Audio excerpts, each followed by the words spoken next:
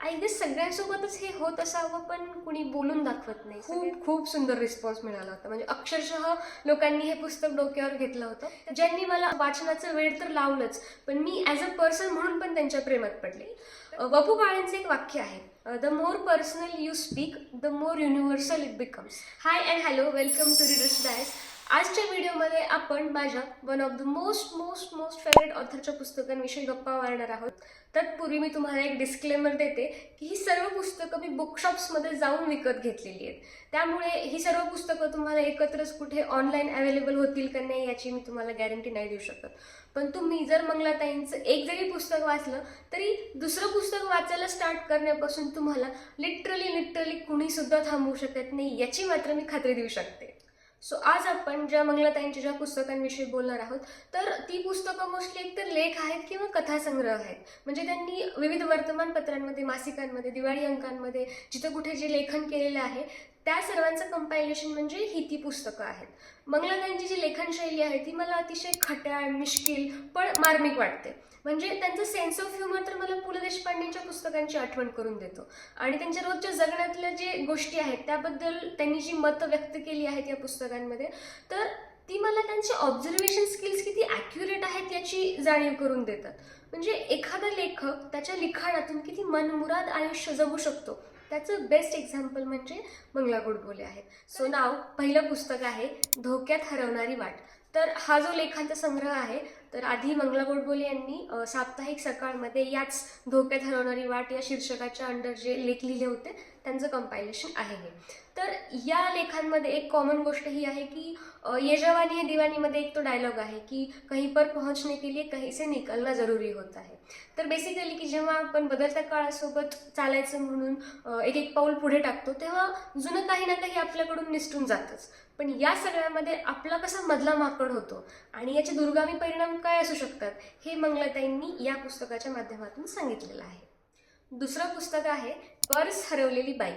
तर याला जेव्हा मी इंस्टाग्रामवर रीडर्स_डायस इथे जेव्हा मी याच्या रील्स टाकल्या होत्या, याला खूप खूप सुंदर रिस्पॉन्स मिळाला होता. म्हणजे अक्षरशः लोकांनी हे पुस्तक डोक्यावर घेतलं होतं. त्याचं मेन कारण होतं की हे पुस्तक वाचताना मला पावलोपावली माझी आई समोर दिसत होती. म्हणजे फॉर एक्झाम्पल ते असतात ना बायकांच्या गोष्टी की आपल्या वयाच्या मुली किंवा बायका भेटल्यानंतर जे आपल्या एंडलेस गप्पा चालतात, बार्गेनिंग स्किल्स असतात, घरातली जुनी भांडीकुंडी जपण्याचा त्यांचा जो ऑब्सेशन असतं, त्याच्यानंतर घरात सर्वांची जेवणं झाल्यानंतरचे उरलेलं जे खरकट असतं ते बघून किंवा घर आवरताना जी चिडचिड होते किंवा कुठलं सणवार आला, पाहुणे आले किंवा रंगकामाचं जर निघालं सगळं घरामध्ये, तर त्या बाईला सुपर वुमेन नावाचा कसा सिंड्रोम होतो की म्हणजे मी सगळं करू शकते, मी एवढं काम केलंच पाहिजे आणि त्याचे कंटिन्यू प्रूव्ह करत असतात की मी घरात बसून काही मी आयतं खात नाही आहे. जरी मी गृहिणी असले तरी मी काही ना काहीतरी कॉन्ट्रीब्युशन देते फॅमिलीमध्ये, ते जे आतून त्यांना वाटत असतं. तर हे सगळं या पुस्तकामध्ये प्रत्येक लेखांमध्ये त्याचं अधोरेखित केलेलं आहे. सो तुम्हाला जर तुमच्या आईला किंवा आईच्या वयाच्या इतर बायका असतील, सासू असेल, आत्या, काकी, मामी वगैरे, त्यांना तुम्ही मंगलाताईंचे हे पुस्तक गिफ्ट देऊ शकता, पर्स हरवलेली बाई. तिसरं पुस्तक आहे आरशात डोकावण्यापूर्वी. तर हा पण सकाळमधल्या काही लेखांचा संग्रह आहे, ज्यामध्ये एक कॉमन गोष्ट अशी आहे की समकालीन कौटुंबिक जीवनाचा आरसा असं म्हणता येईल या सर्व लेखांना. म्हणजे तुमचं कौटुंबिक जीवन आणि तुम्ही एक पर्सन म्हणून सुद्धा तुम्ही ज्या कुठल्या लाईफस्टाईल तुम्ही चूज करता त्याच्यावर बेस्ड हे पुस्तक आहे. मग लग्न, जोडीदार, मुलं, शिक्षण, म्हातारपण, डायव्हर्स या सगळ्या गोष्टींवरती मंगलाताईंनी खूप पर्सनल मतं जी दिलेली आहेत ती त्यांनी आजूबाजूला ज्या गोष्टी पाहिल्या आहेत त्याच्यावर बेस्ड आहेत. म्हणजे ही मतं वाचताना तुम्हाला थोडा रियालिटी चेक मिळू शकतो. इट्स लाईक आरसा, की आरशामध्ये जेव्हा आपण आपला चेहरा पाहतो तो प्रत्येक वेळेस आपल्याला आवडेलच असं नाही, पण तो आपला चेहरा असतो म्हणून आपल्याला तो प्रियच वाटतो. It's like that. थोडंसं खरं सांगितलं आहे, पण दिस इज द फॅक्ट. जे मला असं वाटतं की सोसायटीमध्ये या सर्व गोष्टींबद्दल एक अवेअरनेस आणणं गरजेचं आहे, जे अशा लेखांमधून लेखिका आणत आहेत. चौथं पुस्तक आहे खाऊन पिऊन दुःखी. हे माझं खूप फेवरेट पुस्तक आहे. मंगलाताईंची जी इतर पुस्तकं वाचायला मी सुरुवात केली त्याला हेच पुस्तक कारणीभूत होतं, खाऊन पिऊन दुःखी.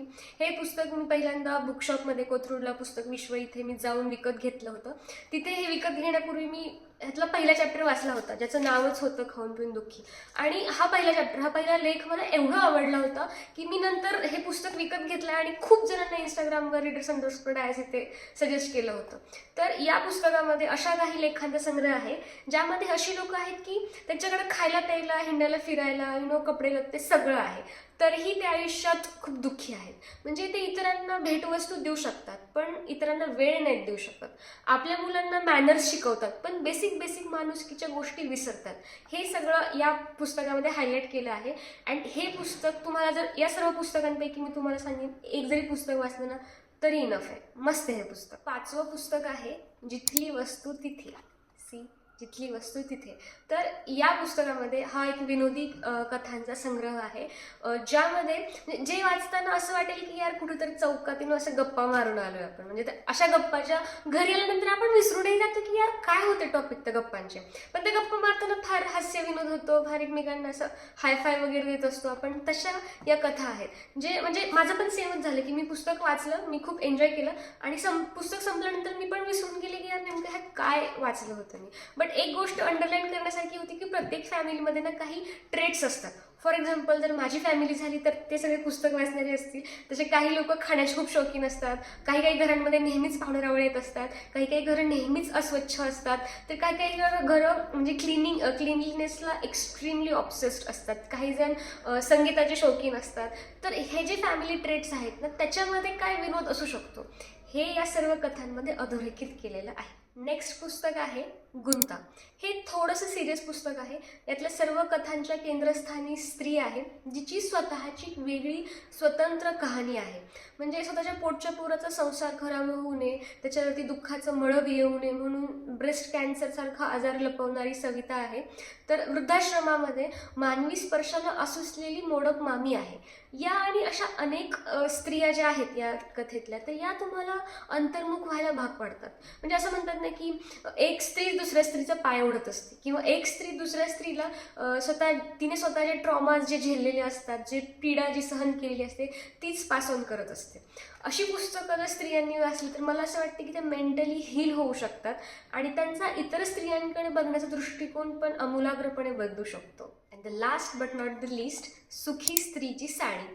तर हा एक ललित कथासंग्रह आहे. तुम्ही युजली सुखी माणसाचा सदरा हे तर फ्रेज ऐकलं असेलच, पण सुखी स्त्रीची साडी काय असते म्हणजे तुमच्या रोजच्या जगण्यातल्या गप्पा गोष्टी, त्याच्यानंतर तुम्ही रोज जी गाणी ऐकता, जी सतत तुमच्या वाचनात जी पुस्तकं येतात किंवा जी भाषा तुम्ही रोज वापरताय, या सर्वांशी संबंधित असे बेसिक काही म्हणजे ऑब्झर्वेशन्स आहेत जे लेखिकेने या ललित कथासंग्रहामध्ये नोंदवलेले आहेत. तुम्ही वाचा, तुम्हाला एकदम असं वाटेल की यार हे तर माझ्या समोरच होतं, ही गोष्ट माझ्या समोरच होती, मी रोज हे अनुभवतो पण मला कशी काही कळली नाही. ते लेखिकेने या पुस्तकात सांगितलं. तर ही होती मंगलाताई गोडबोले यांची मी वाचलेली पुस्तकं. अजून 2 आहेत माझ्याकडे, सोबत आणि गाठ आहे लग्नाशी. तर हे 2 पुस्तकं मी अजून वाचले नाही आहेत. जेव्हा वाचेन तेव्हा यांचा रिव्ह्यू मी नक्कीच देईन. एक कन्क्लुडिंग नोट मी सांगेन या सर्व पुस्तकं वाचून मला काय वाटलं की वपू काळेंचं एक वाक्य आहे, the more personal you speak the more universal it becomes. तर घर नावाची जी गोष्ट असते ना ती प्रत्येकासाठी फार पर्सनल आणि प्रायव्हेट असते. पण मंगलाताईंनी घराशी संबंधित ज्या कुठल्या कथा किंवा लेख जे लिहिलेले आहेत ना त्यामुळे त्यांनी घर नावाच्या कॉन्सेप्टला असं एकदम युनिव्हर्सल बनवलंय. ते पुस्तक वाचताना असं वाटतं की यार आय गेस सगळ्यांसोबतच हे होत असावं पण कुणी बोलून दाखवत नाही, सगळ्यांना एक्सप्रेस नाही करतायत. जे त्यांनी हे पुस्तक वाचताना खूप सुंदर पद्धतीने एक्सप्रेस केले. त्यांची पुस्तकं जी ही सगळी आहेत किंवा इतरही खूप असतील तर ही पुस्तकं वाचून तुमचे काही सगळे कुठले बेसिक प्रॉब्लेम्स सुटतील असं मी म्हणणार नाही किंवा तुम्हाला असं खूप काहीतरी रॉकेट सायन्स शिकायला मिळेल असं पण नाही. पण वाचनाचा जो अमोघ किंवा अमूल्य आनंद जो असतो ना तो तुम्हाला मंगलाताईंच्या सर्व पुस्तकांमध्ये मिळतो. सो ही पुस्तकं वाचा. कुठली तुम्ही वाचली असतील तर मला कमेंट सेक्शनमध्ये सांगा आणि या व्हिडिओला लाईक करा, शेअर करा, तुमच्या आवडतीच्या तुमच्या बुक लवर फ्रेंड्ससोबत हे शेअर करा आणि चॅनलला सबस्क्राईब करायला विसरू नका. भेटूया पुढच्या व्हिडिओमध्ये. Bye bye.